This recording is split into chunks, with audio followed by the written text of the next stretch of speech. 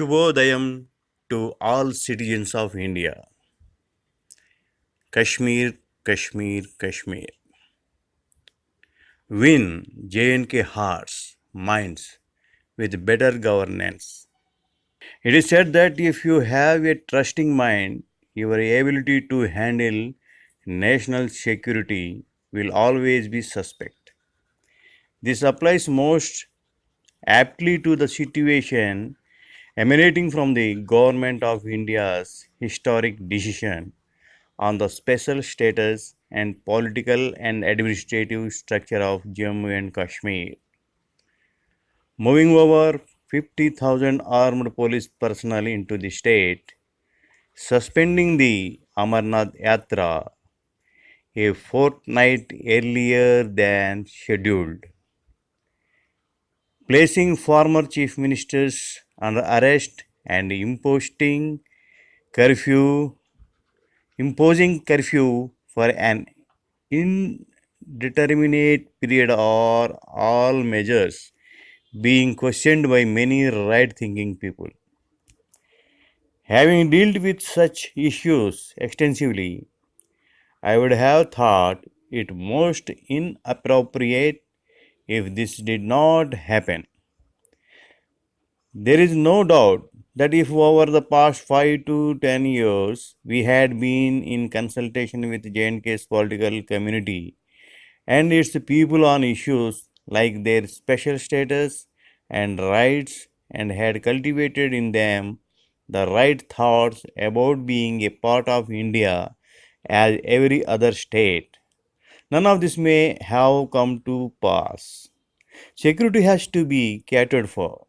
Otherwise, every bit of strategic advantage gained will be sacrificed at the doorstep of lethargy and inability to appreciate, which can happen on the ground. This is not justification for arrest, but often distasteful things are a part of security responsibilities. Besides the decision to revoke Article 370 and 35 Alpha and introduce administrative changes, the government should be complimented for its depth of research. It was work going on for long and not something done overnight. When negative signals started emanating from the across the line of control. However, I would have been happier and would have complimented the government even more if a political consensus had been worked on. Perhaps the time was short and the need for secrecy too high. One can recall how a political consensus on no less serious an affair was worked upon in 1994 when India was on the mat in international circles on human rights issues under the marauding attacks of Robin Raphael, then US Assistant Secretary of State for South Asia. That consensus led to national unity too. To its credit, the government had very few detractors this time.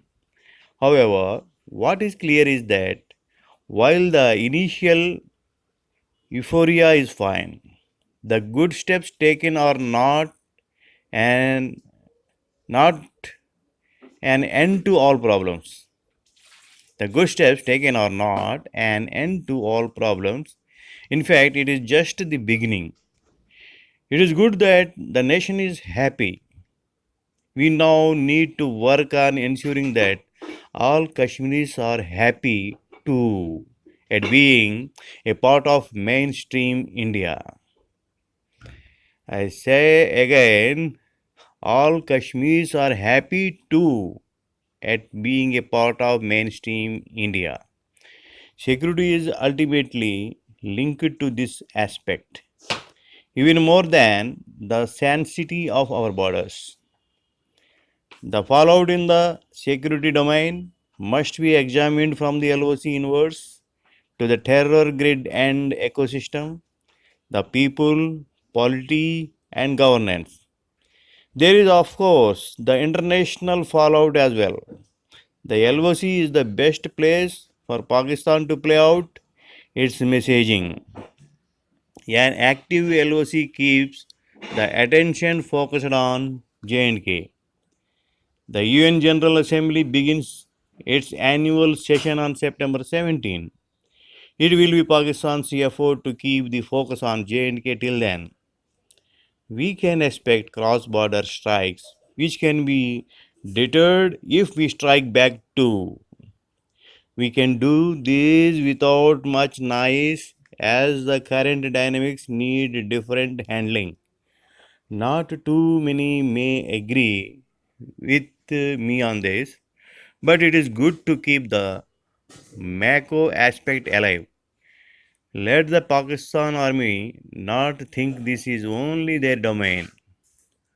Moral ascendancy at the LOC is vital. Infiltration attempts will increase.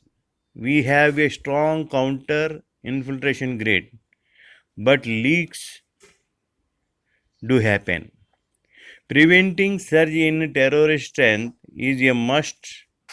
Pakistan may be desperate in the next few weeks to induct terrorist leaders. The army must not hesitate to move its reserves to the reserves to plug the vulnerable areas.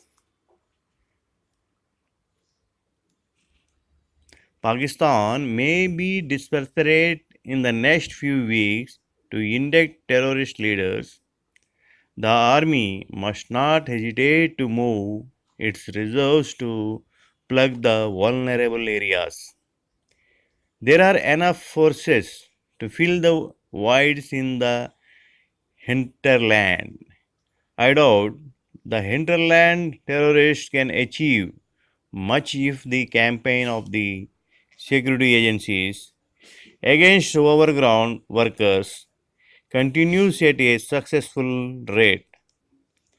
The real thrust of security should be on the streets and in rural areas. The real thrust of security should be on the streets and in rural areas, with the separatists marginalized. Its leadership is unavailable. That is what we thought in 2016, but an invisible, low profile leadership emerged and ran the show. This can happen again. It must be ensured that mainstream political parties are not treated as a separatist. Strong and decisive steps by the government should not create new adversaries. Strong and decisive steps by the government should not create new adversaries. The sentiments of the movement will last some time. The sentiments of the movement will last some time. But the polity has to re emerge, and for that, we need the local leadership. There will be attempts at psychological targeting of the J&K police, just like 2016.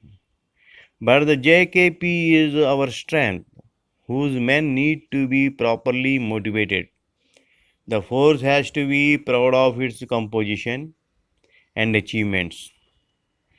I hope that the NIA has achieved even more than it had in the past 2 years by going after financial networks and big fishes. If so, the footprint of agitation may be limited, but we should be mentally prepared to handle as much as in 2010 and 2016. The August 11, 2007 Muzaffarabad March was a classic example of underestimating a potential threat.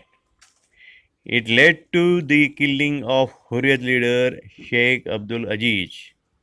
The JKB CID army is one of the most effective intelligence outfits, and its reach into rural areas is outstanding. Its assessment should be heard. Psychologically, a lot depends on how the mainstream media in the rest of India handles this. The continued celebratory mode without caring for a return to outreach is a sure way of diluting the effect of such a momentous decision. The intent is not to hand over Kashmir's population for opinion molding to Pakistan. The intent is not to hand over Kashmir's population for opinion molding to Pakistan. If we are looking for a consensus, this is where it must emerge. The political parties across the country could mount a giant effort on this, something that has never been done before. It will be a service to the nation that they will be doing, as I cannot think of anyone else who can undertake this task. It has to be sustained, scientifically planned program of engagement with different segments of society. The last major issue is governance. The last major issue is governance. The entire purpose of Kashmir's shift to Union Territory status should be considered a step to effective administration under central oversight. It is now for the bureaucracy to make this happen and happen quickly. The effect needs to be felt on the ground as soon as possible.